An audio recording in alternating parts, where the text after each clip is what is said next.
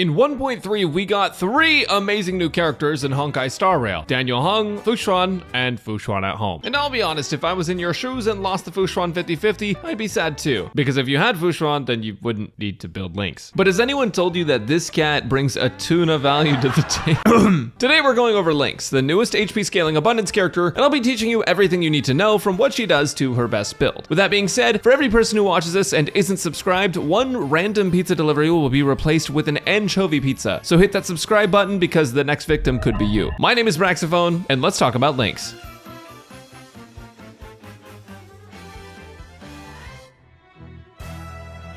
We've actually been pretty spoiled recently with how strong new abundance and preservation characters have been. Well, all 2 of them. An auto healer, a tank that auto heals at low HP. Damn, if new characters are playing the game for us, then Lynx is probably pretty good, right? Well, yeah, she's very good. In fact, Lynx is such a massive W for Honkai Star Rail that I'm gonna start calling her Winx.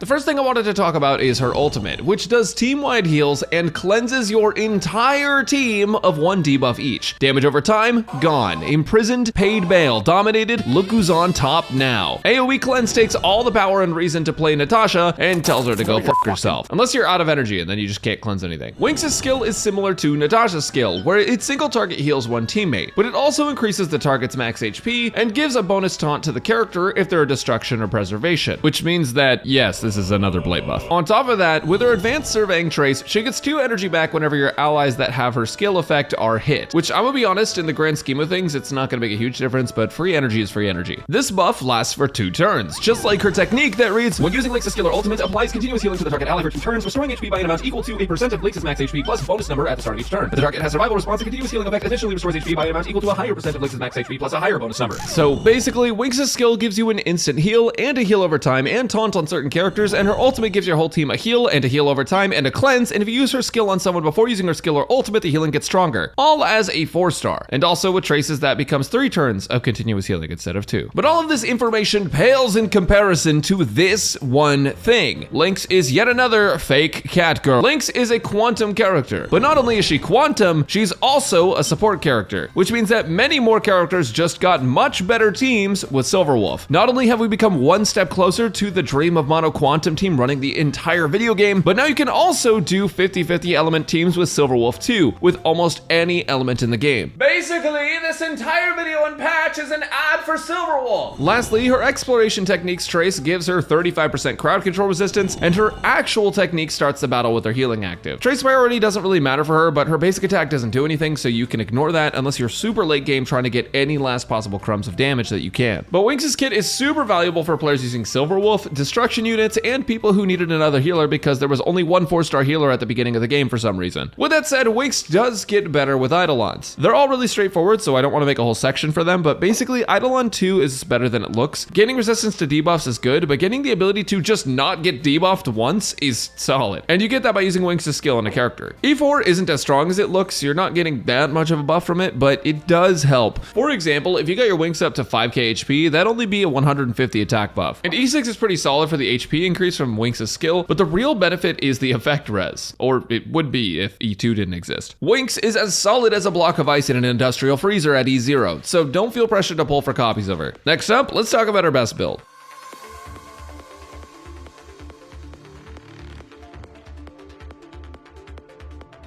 Natasha is a super easy character to build and not at all confusing. There's lots of sets you can use, but ultimately they're all good since this character doesn't have any damage to max out in the first place. So since she has heals over time, her initial burst isn't crazy strong compared to someone like Locha. After playing a ton of MOC and Swarm level 5, I found that I preferred to have a ton of healing output to overcompensate for random targeting bullshit. Because even if you do have a lot of healing over time, that doesn't matter if the healing turns don't actually get to happen. I go for 2-piece Wandering Cloud for the outgoing healing bonus, and for the other 2-piece, I usually want 2-piece Longevous Disciple for HP bonus, which affects healing, or 2-piece Messenger for some speed. You can go 4-piece Wandering Cloud, but at this point in the game, it feels pretty negligible unless you're playing Hentai Dun Hung. If you're worried about overhealing, you can always go for 4-piece Messenger and Hackerspace to give your whole team a speed buff, which also indirectly should increase the rate of your healing since your teammates will move faster. For the planar sets, I recommend Fleet of the Ageless or Broken Keel. Either one is going to be solid, with Fleet of the Ageless helping out your HP and team's attack if you're over 120 speed, and Broken Keel giving your team some crit damage at 30% effect resistance, which can be covered by traces and 10% from substats. As far as stats go, Natasha wants outgoing healing bonus chest, speed boots, HP orb, and an HP rope, at least for most content. A healing chest piece is going to help her with her healing output a ton. Speed boots will help you generate more skill points for the team and gain energy a little bit faster. HP orb will help you with your max HP boost and healing, and HP rope will do the same thing as HP orb because they're both HP. Because this character is Natasha and definitely not anyone else, energy regen rope basically gets no value on them unless you're using a light cone that grants energy or are in a really long fight. In Memory of Chaos, that HP for sustainability and bigger heals makes a really big difference. But I will say for something like Swarm Difficulty 5, I did find that using an energy regen rope felt a little bit better just because of the other buffs you get during the run, and also due to how long fights would actually last. You need emergency heals a lot more in that game mode than MOC, where everything can kind of be perfectly planned out, so ER rope isn't off the table entirely, and you can use either one. Here's a quick build summary for Natasha, and after this, let's look at some light cones for her.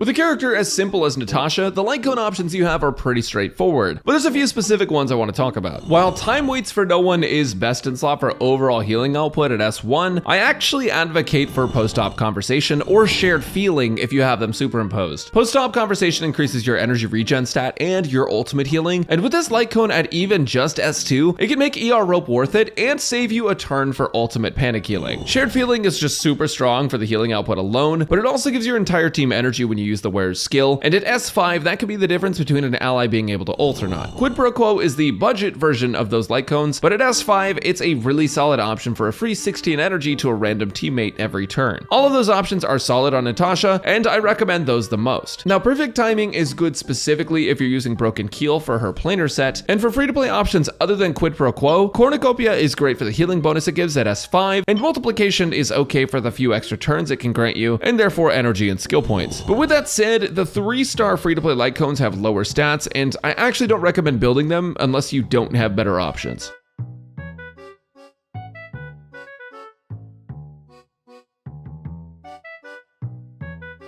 We officially have 4 healers, some big, some small, and some big. To be honest, the biggest difference in using any of them is going to be elemental coverage, but there's other reasons too, like using Locha because he's a Chad, using Bailu because you have skill issue, or using Natasha because you're broke. Lynx gives you a slightly above broke option, or Natasha Premium. And though her healing isn't on par with Bailu and Locha, it's definitely more total healing overall than someone like Natasha, and in the meanwhile, Lynx also has party utility and AoE cleanse. One of the best teams I played for Lynx is with Blade, Bronya, and other Bronya. Because you now have 2 Quantum and 2 Wind with a proper team composition, you'll always get a good weakness from Silverwolf. Lynx also gives Blade higher HP for more damage and a higher taunt value as a destruction character. He'll be healing the whole time, but that's okay, he'll get over it. Bronya in any team with Lynx also effectively lets you force heals to go off sooner and more frequently on a character just due to action forward, and because Blade will also have a higher taunt value and Lynx a ton of HP, you can put Lynx right next to Blade for energy generation without needing a preservation character. Next up is my Edward Elric team, and this one is fundamentally similar to the Blade one, except instead of a buffer, you have 2 debuffers, and because Yanqing is a hunt character, Lynx's taunt that she gives doesn't actually do anything. When Jinglu comes, so will we, and she'll be the best change for Yanqing here, since we can direct most of the damage her way. Same applies to the Daniel team here. He's a destruction unit, and you can funnel hits towards him for more energy generation, and have 2 imaginary and 2 quantum. And like I said earlier with the Bald team, you can move Lynx next to Danheng so that Lynx can get more energy. Lynx also works great with Ilya, but I don't have any footage of her. Just know that with Clara, Lynx can bring more attention to her and help build up tons of follow-up damage. Lastly, I wanted to talk about Mono Quantum. To be honest, it's playable and great for longer content without time limits, but until we get a Quantum buffer or another Quantum debuffer, it's going to be suboptimal compared to a lot of the 2 and 2 team options. But you can play it if you want to get ahead of the curve. I don't really care. This is just a casual PvE video game. Other than the teams listed, you can really just throw Lynx in anywhere. She's a healer, and she's going to do a good job with the right build. And yeah, that's about it. See ya.